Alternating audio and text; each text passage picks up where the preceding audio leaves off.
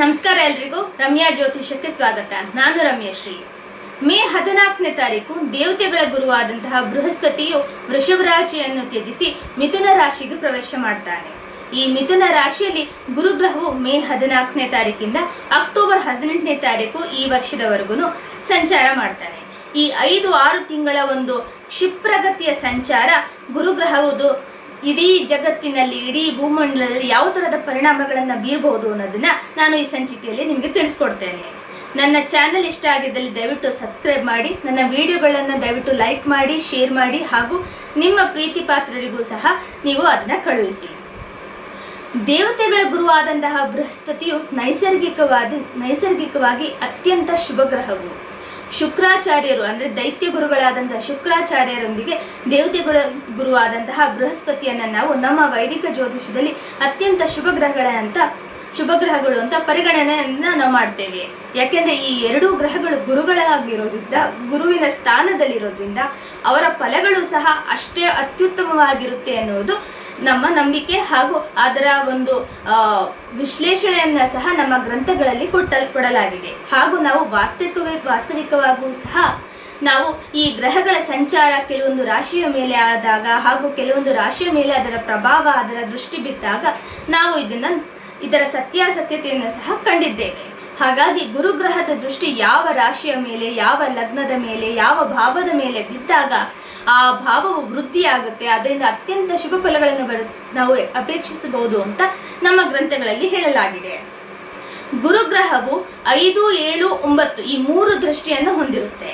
ಗುರುಗ್ರಹವು ಯಾವುದೇ ರಾಶಿಯಲ್ಲಿ ಕೂತು ಇನ್ನೊಂದು ರಾಶಿಯನ್ನ ತನ್ನ ಈ 5, 7, 9ನೇ ದೃಷ್ಟಿಯನ್ನು ನೋಡಿದಾಗ ಆ ರಾಶಿಯು ನಮ್ಮ ಲಗ್ನದಿಂದ ಅಥವಾ ನಮ್ಮ ಜನ್ಮ ರಾಶಿಯಿಂದ ಎಷ್ಟನೇ ಭಾವವಾಗಿರುತ್ತೋ ಆ ಭಾವವು ನೈಸರ್ಗಿಕವಾಗಿ ಯಾವ ಕಾರಕತ್ವಗಳನ್ನು ಹೊಂದಿರುತ್ತೋ ಆ ಕಾರಕತ್ವಗಳಲ್ಲಿ ಅತ್ಯಂತ ಶುಭವಾದಂತಹ ಒಂದು ಪ್ರಗತಿ ಹಾಗೂ ವೃದ್ಧಿಯನ್ನ ನಾವು ಕಾಣಬಹುದು.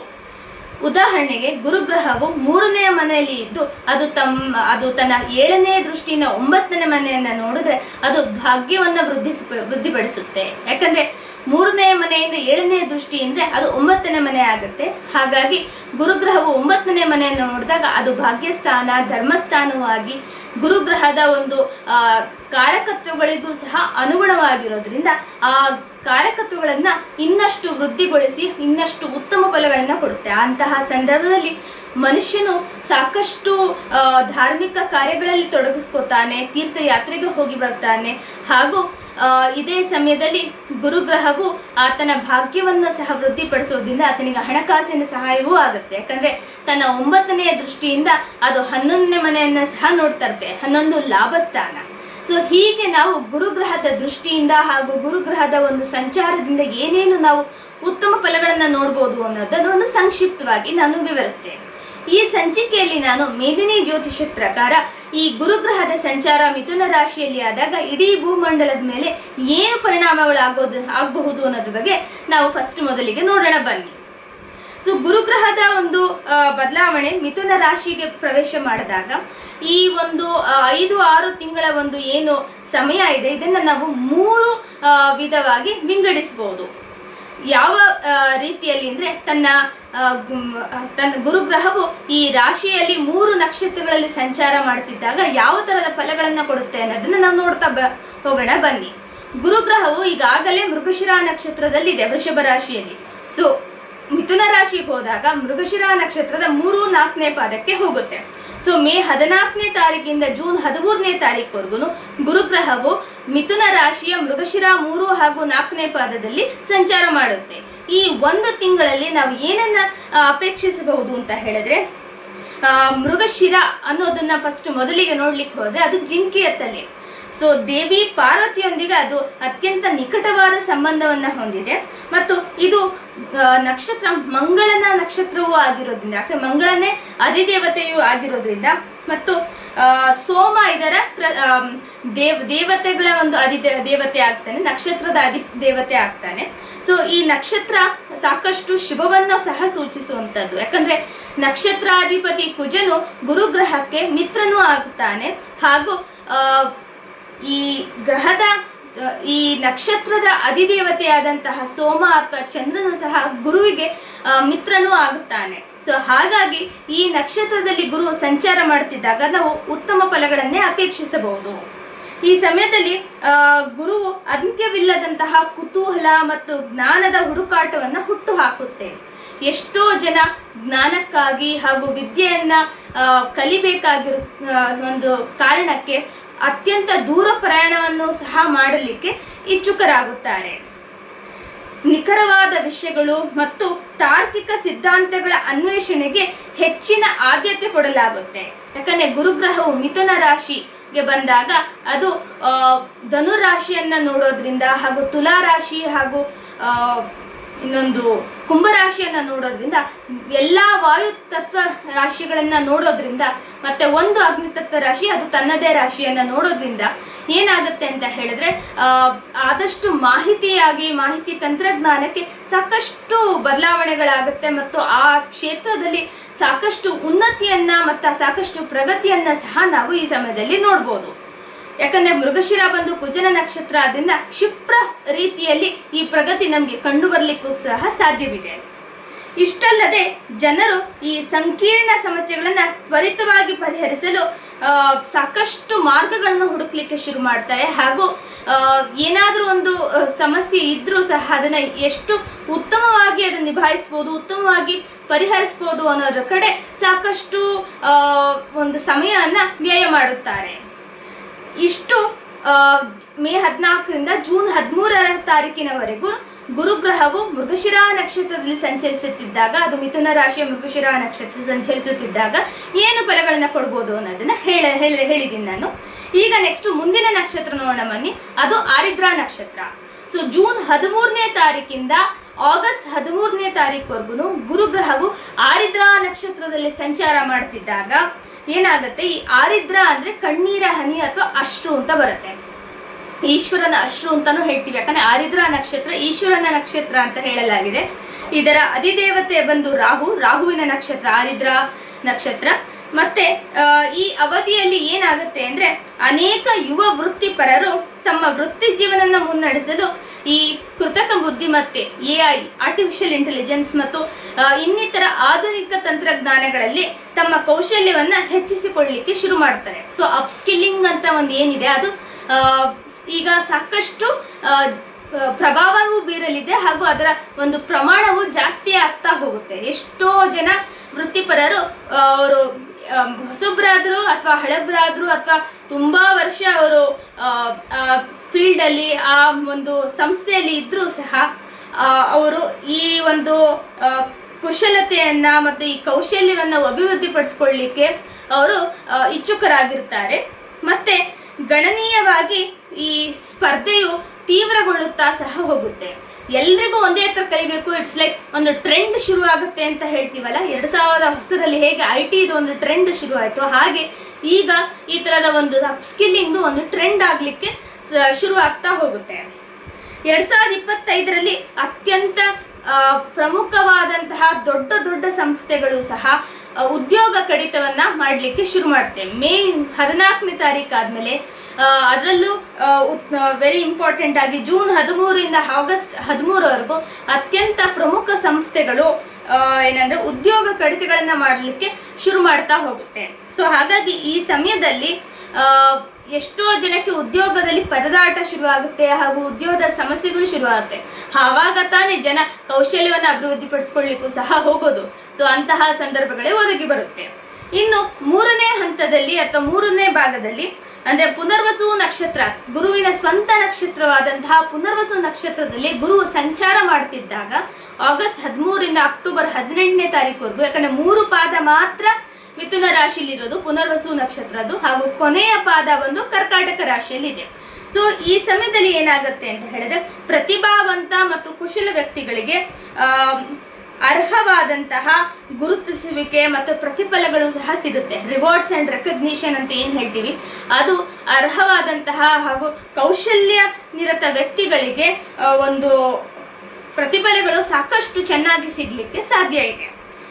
ಇಷ್ಟಲ್ಲದೆ ಯಾವುದೇ ತರದ ಒಂದು ಹೊಸದಾದಂತಹ ಪರಿಸರ, ಹೊಸದಾದಂತಹ ವ್ಯವಸ್ಥೆಯನ್ನ ಏನು ನಾವು ಆರಿದ್ರ ನಕ್ಷತ್ರದ ಸಮಯದಲ್ಲಿ ಶುರುವಾಗುವಂತಹ ಸಾಧ್ಯತೆಗಳನ್ನ ನೋಡಿದ್ವು, ಅಂತಹ ಸಾಧ್ಯತೆಗಳು ಈ ಸಮಯದಲ್ಲಿ ಇನ್ನಷ್ಟು ಉನ್ನತೀಕರಣಗೊಳ್ಳುತ್ತೆ. ಇನ್ನಷ್ಟು ಜನ ಅದಕ್ಕೆ ಬೆಂಬಲವನ್ನು ಸಹ ಸೂಚಿಸುತ್ತಾರೆ.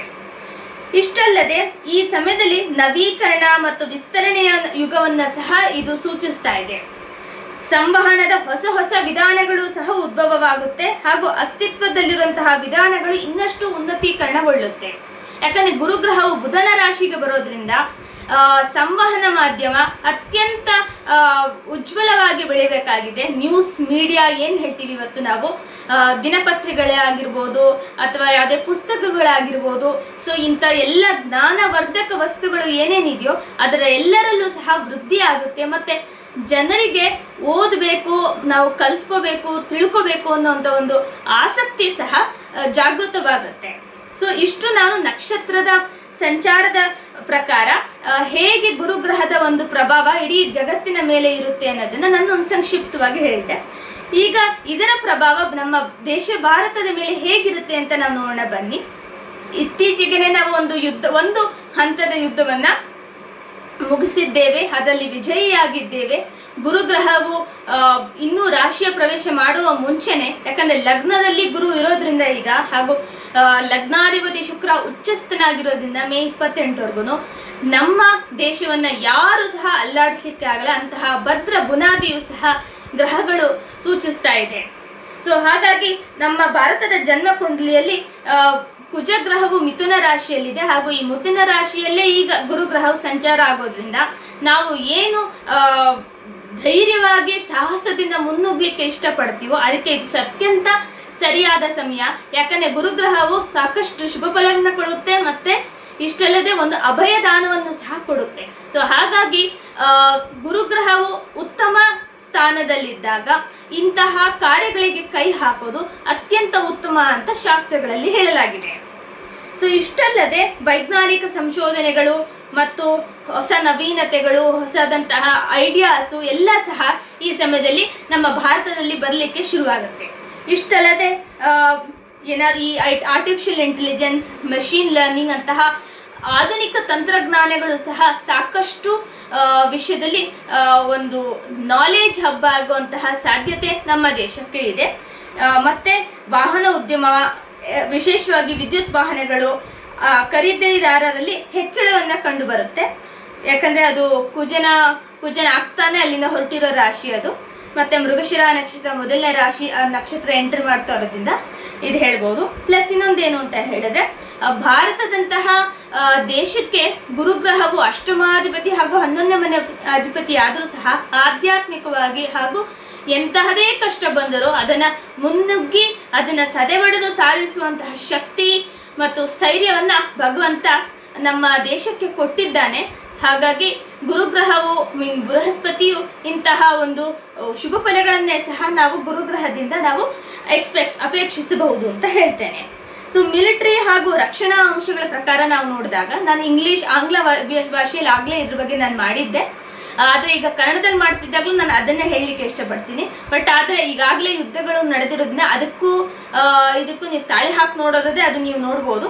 ಬಟ್ ಆದ್ರೆ ನಾನು ಯಾವುದನ್ನ ಸಹ ಕೆಲವೊಂದು ಸೆನ್ಸಿಟಿವ್ ಮ್ಯಾಟರ್ಸ್ನ ಡೈರೆಕ್ಟ್ ಆಗಿ ಹೇಳಕ್ಕಾಗಲ್ಲ. ಬಟ್ ಆದ್ರೆ ಅರ್ಥ ಆಗುವಂತ ಲೆವೆಲ್ಗೆ ನಾನು ಹೇಳ್ತೀನಿ, ಅದನ್ನ ನೀವು ಅರ್ಥ ಮಾಡ್ಕೊಳ್ಳಿ. ಸೊ ಧನು ರಾಶಿಯ ಮೇಲೆ ಈ ದ್ವಿಗುಣವಾದಂತಹ ಒಂದು ಪರಿಣಾಮ ಆಗುತ್ತೆ. ಶನಿ ಗ್ರಹವು ಸಹ ಮೀನ ರಾಶಿಯಲ್ಲಿ ಕೂತು ಧನು ರಾಶಿ ನೋಡ್ತಾ ಇದೆ, ಹಾಗೂ ಗುರುಗ್ರಹವು ಮಿಥುನ ರಾಶಿಯಲ್ಲಿ ಕೂತು ಧನು ರಾಶಿಯನ್ನ ನೋಡ್ತಾ ಇದೆ. ಸೊ ಹಾಗಾಗಿ ಇದು ದ್ವಿಗುಣ ಸಂಚಾರ ಅಥವಾ ಡಬಲ್ ಟ್ರಾನ್ಸಿಟ್ ಅಂತ ನಾವು ಹೇಳ್ತೀವಿ. ಸೊ ಇಂತಹ ಸಮಯದಲ್ಲಿ ಏನಾಗುತ್ತೆ ಅಂತ ಹೇಳಿದ್ರೆ, ಅವರಿಗೆ ಒಂದು ಉತ್ತಮವಾದ ಒಂದು ಕೆಲಸ ಸಿಗ್ಬೋದು, ಉತ್ತಮವಾದಂತಹ ಯಾರಿಗೆ ಆಗ್ಲಿ ಉತ್ತಮವಾದಂತಹ ಒಂದು ಅವಕಾಶಗಳು ಸಿಗ್ಬೋದು. ಸೊ ಅಕ್ಟೋಬರ್ ನವೆಂಬರ್ನ ನಂತರ ಈ ಜಾಬ್ ಮಾರ್ಕೆಟ್ ಅಂತ ಏನಿದೆಯೋ ಅದು ಸಹ ವೈಡ್ ಅಂಡ್ ರೇಂಜ್ ಆಗಿ ಓಪನ್ ಆಗುತ್ತೆ. ಮತ್ತು ಮಿಲಿಟರಿನಲ್ಲಿ ಇರೋರಿಗೆ ಇದು ಒಂದು ಯುದ್ಧದ ಹೊಸ ಯುಗವನ್ನೇ ಸೂಚಿಸುತ್ತೆ. ಆಗ್ಲೇ 15-20 ದಿನ ಮುಂಚೆನೆ ಗುರುಗ್ರಹವು ಈ ತರದ ಒಂದು ಫಲಗಳನ್ನ ನಮ್ಮ ಇಡೀ ಭೂಮಂಡಲಕ್ಕೆ ಕೊಡ್ಲಿಕ್ಕೆ ಶುರು ಆಯ್ತು. ಇದನ್ನ ನಮ್ಗೆ ಗೊತ್ತಿದೆ. ಹಾಗೂ ರಕ್ಷಣೆಯಲ್ಲಿ ನಾವು ಆಧುನಿಕ ತಂತ್ರಜ್ಞಾನವನ್ನ ಸಾಕಷ್ಟು ಬಳಕೆ ಮಾಡುವಂತಹ ಸಾಧ್ಯತೆ ಇದೆ. ಹಾಗಾಗಿ ಆಗ್ಲೇ ಶುರು ಆಗಿದೆ ಅಂತಲೂ ನಮ್ಗೆ ಗೊತ್ತು. ಬಟ್ ಅದು ಇನ್ನಷ್ಟು ಆಧುನಿಕ ತಂತ್ರಜ್ಞಾನದ ಒಂದು ವಸ್ತುಗಳನ್ನ ನಾವು ಬಳಕೆ ಆಗೋದು ನಮ್ಮ ಸೈನ್ಯದಲ್ಲಿ ಅದನ್ನ ಜಾಸ್ತಿ ನೋಡಬಹುದು ನಾವು. ಮತ್ತೆ ಶತ್ರುಗಳಿಗೆ ಆಶ್ಚರ್ಯಕರವಾದಂತಹ ಮತ್ತು ಅಪ್ರತ್ಯಾಶಿತವಾದಂತಹ ತಂತ್ರಗಾರಿಕೆಯನ್ನ ನೋಡಿ ನಿಮ್ಮ ಏನು ಈ ನಮ್ಮ ದೇಶದ ಒಂದು ಮಿಲಿಟರಿ ಮತ್ತೆ ರಕ್ಷಣಾ ಅಂಗದಲ್ಲಿ ಏನಿದೆಯೋ ಅದು ಈ ಸಮಯದಲ್ಲಿ ಇನ್ನಷ್ಟು ವೃದ್ಧಿ ಆಗುತ್ತೆ. ಸೊ ನಾನು ಸಮಾರೋಪವಾಗಿ ಈ ಒಂದು ಗುರುಗ್ರಹದ ಸಂಚಾರ ಮಿಥುನ ರಾಶಿಯಲ್ಲಿ ಹೇಗಿರುತ್ತೆ ಅಂತ ಹೇಳಲಿಕ್ಕೆ ಹೋದ್ರೆ, ಗುರುಗ್ರಹವು ಮಿಥುನ ರಾಶಿಯಲ್ಲಿ ಹೇಳಿದಾಗ ನಾನು ಅದು ಸಮರಾಶಿ, ಅದು ಅದೇನು ಮಿತ್ರ ರಾಶಿ ಅಲ್ಲದಿದ್ದರೂ ಸಹ ಈ ಗುರುಗ್ರಹವು ಉಚ್ಚಾಭಿಲಾಷಿ ಆಗೋದ್ರಿಂದ ಮಿಥುನ ರಾಶಿಯಲ್ಲಿ ಉತ್ತಮ ಫಲಗಳನ್ನೇ ಕೊಡಲೇಬೇಕು. ಆದ್ರೆ ಮಿಥುನ ರಾಶಿಯ ಜಾತಕರಿಗೆ ಇದು ಸ್ವಲ್ಪ ಕಷ್ಟ ಆಗ್ಬೋದು. ಆದ್ರೆ ಮೇದಿನಿ ಜ್ಯೋತಿಷಿ ಪ್ರಕಾರ ಇದು ಬಹಳ ಒಳ್ಳೆಯ ಸಮಯ, ನಮಗೆ ಎಷ್ಟೋ ಕೆಲಸಗಳನ್ನ ಮಾಡ್ಲಿಕ್ಕೂ ಸಹ. ಸೊ ಹಾಗಾಗಿ ಯಾಕಂದ್ರೆ ಈಗ ಚಂದ್ರದಶೆಯಲ್ಲಿ ಈಗ ಆಲ್ಮೋಸ್ಟ್ ಎಂಡಿಂಗ್ ಟೈಮಿಗೆ ಬಂದಿದ್ದೀವಿ ನಾವು ರವಿದಶೆಗೆ. ಯಾಕಂದ್ರೆ ಸೆಪ್ಟೆಂಬರ್ ಅಷ್ಟೊತ್ತಿಗೆ ನಮ್ಮ ಕುಜದಶೆ ಸಹ ನಮ್ಮ ಭಾರತಕ್ಕೆ ಶುರುವಾಗೋದ್ರಿಂದ ಒಂದು ಯುದ್ಧದ ಒಂದು ಪ್ರತಿ ಹೊಸ ಯುಗವನ್ನೇ ಅದು ಕೊಡ್ಲಿಕ್ಕೆ ಶುರುವಾಗುತ್ತೆ. ಸೊ ಹಾಗಾಗಿ ಈ ಸಮಯದಲ್ಲಿ ತಂತ್ರಜ್ಞಾನ, ವೃತ್ತಿ ಜೀವನ ಹಾಗೂ ಭೂ ರಾಜ್ಯಕ್ಕೆ ಮೇಲೆ ಆಳವಾದ ಪರಿಣಾಮಗಳನ್ನ ಈ ಗುರು ಸಂಚಾರ ಮಿಥುನ ರಾಶಿಯಲ್ಲಿ ಕೊಡ್ತಾ ಹೋಗುತ್ತೆ. ಪ್ಲಸ್ ಇಷ್ಟಲ್ಲದೆ ಈ ತರದ ಒಂದು ಮಹತ್ವದ ಜ್ಯೋತಿಷ್ಯ ಘಟನೆಯನ್ನ ಹತ್ತಿರದಿಂದ ಗಮನಿಸಕ್ಕೆ ನನ್ನ ಚಾನೆಲ್ ರಮ್ಯಾ ಜ್ಯೋತಿಷ್ನ ನೀವು ಖಂಡಿತ ಸಂಪರ್ಕ ಮಾಡಿ. ಹಾಗೂ ನನ್ನ ಜೊತೆ ಯಾವುದೇ ತರದ ಕನ್ಸಲ್ಟೇಷನ್ ಬುಕ್ ಮಾಡಬೇಕು ಅಂತಿದ್ರು ಸಹ ಈ ವಿಡಿಯೋ ಡಿಸ್ಕ್ರಿಪ್ಷನ್ ನಲ್ಲಿರುವಂತಹ ಲಿಂಕ್ ಅನ್ನ ಸಹ ಬಳಸಿ. ಸೊ ಇಷ್ಟನ್ನ ಹೇಳಿ ನಾನು ನಮ್ಮ ಮೇದಿನಿ ಜ್ಯೋತಿಷ್ಯದ ಪ್ರಕಾರ ನೆಕ್ಸ್ಟ್ 5 ತಿಂಗಳಲ್ಲಿ ಗುರುಗ್ರಹದಿಂದ ನಾವು ಏನೇನು ಎಕ್ಸ್ಪೆಕ್ಟ್ ಮಾಡ್ಬೋದು ಅನ್ನೋದ್ರ ಬಗ್ಗೆ ಸಂಕ್ಷಿಪ್ತವಾಗಿ ನಾನು ಹೇಳಿದ್ದೇನೆ. ನಿಮಗೆ ವಿಡಿಯೋ ಇಷ್ಟ ಆಗಿದ್ದಲ್ಲಿ ದಯವಿಟ್ಟು ಲೈಕ್ ಮಾಡಿ, ಶೇರ್ ಮಾಡಿ ಹಾಗೂ ಸಬ್ಸ್ಕ್ರೈಬ್ ಮಾಡಿ. ಧನ್ಯವಾದಗಳು.